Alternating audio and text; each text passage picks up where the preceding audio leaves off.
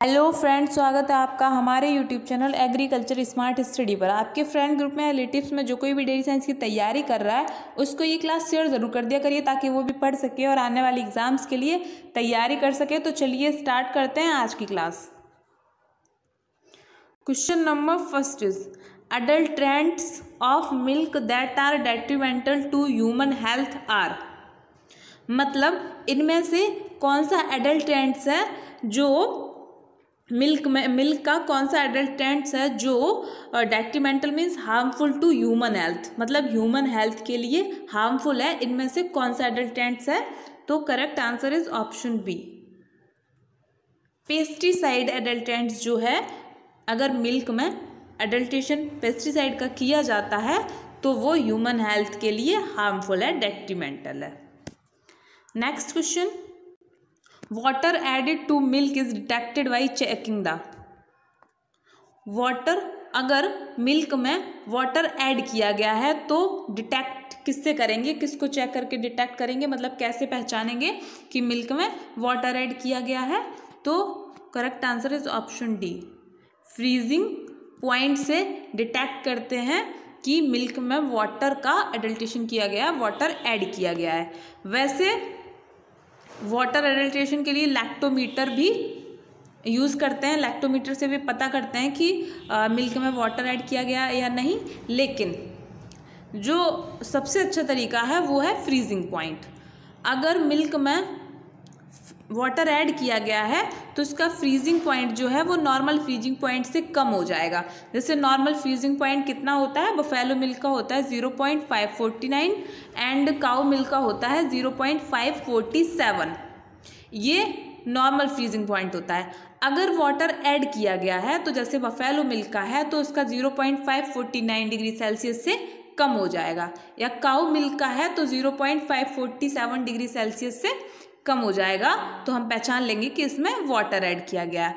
या जैसे पूरा एक बल्क सैंपल रहता है जिसमें मतलब गॉट मिल्क भी है, काऊ मिल्क भी है, बफेलो मिल्क भी है, एक बल्क में इकट्ठा कर दिया गया, तो उसका जो नॉर्मल फ्रीजिंग पॉइंट होता है वो होता है 530 डिग्री सेल्सियस, मतलब 530 degree Celsius.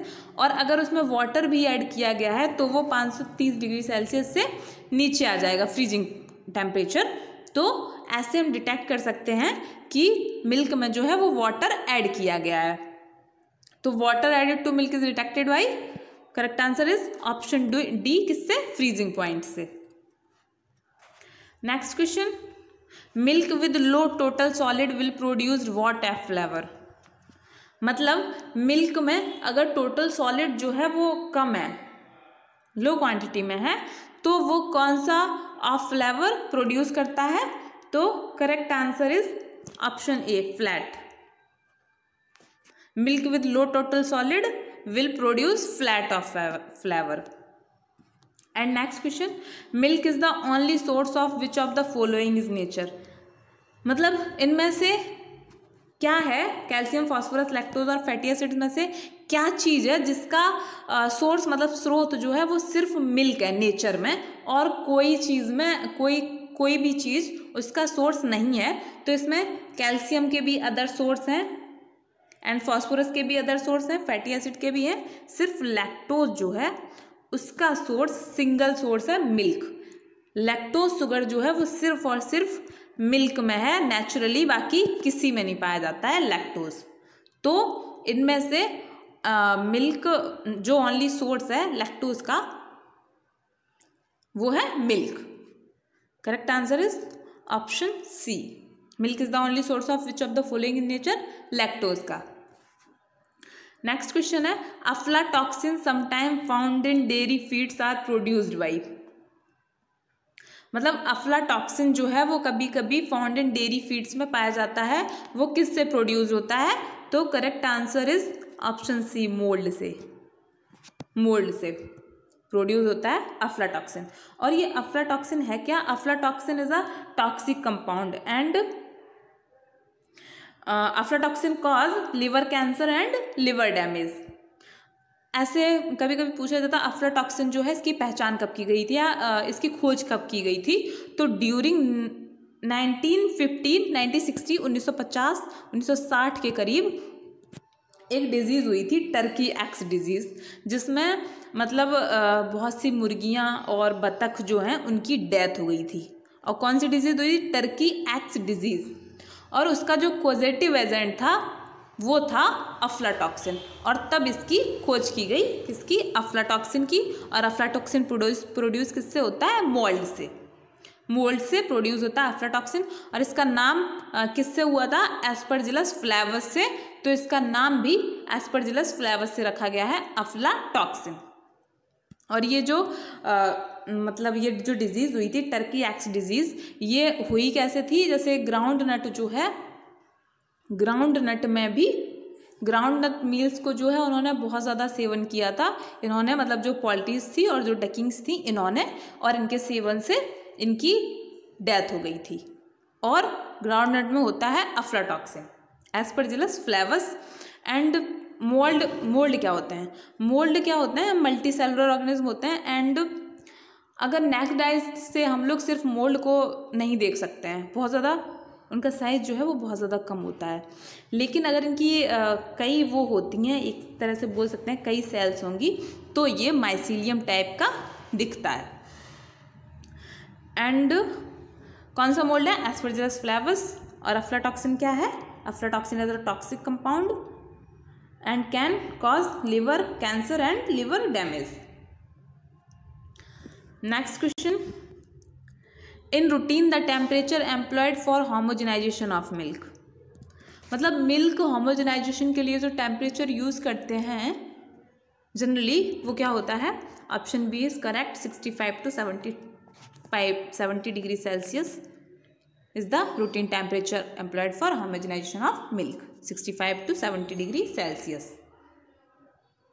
Next question, homogenized milk में develop dark sediment the bottom of the container after. मतलब जो होमोजेनाइज्ड मिल्क रहता है उसमें डार्क सेडिमेंट जो रहते हैं वो बॉटम ऑफ द कंटेनर, मतलब जो कंटेनर है उसकी सबसे निचली परत पर जो निचली सतह होती है उस पर जमा हो जाते हैं। तो कितने घंटे बाद? आफ्टर होमोजेनाइजेशन के, मतलब जैसे अभी होमोजेनाइजेशन किया तो कितने घंटे बाद सेडिमेंट्स जो हैं वो बॉटम कंटेनर के बॉटम लेयर पे मतलब बैठ जाते हैं, बोल सकते हैं सेटल डाउन हो जाते हैं। तो correct answer is option A, 24 hour. After 24 hour homogenized milk में develop dark sediment the bottom of the container. Next question, the main objective of the pasteurization is to inactivate the. मतलब pasteurization का जो मुख्य उद्देश्य होता है वो किसको इनएक्टिवेट करना होता है? तो पास्चराइजेशन का मेन मोटिव क्या होता है? किसको इनएक्टिवेट करना होता है? पैथोजेंस को, to kill the pathogens organism. तो correct answer is option B, main objective of pasteurization is to inactivate the pathogens. Next question है, which group of flavour can not be detected by order.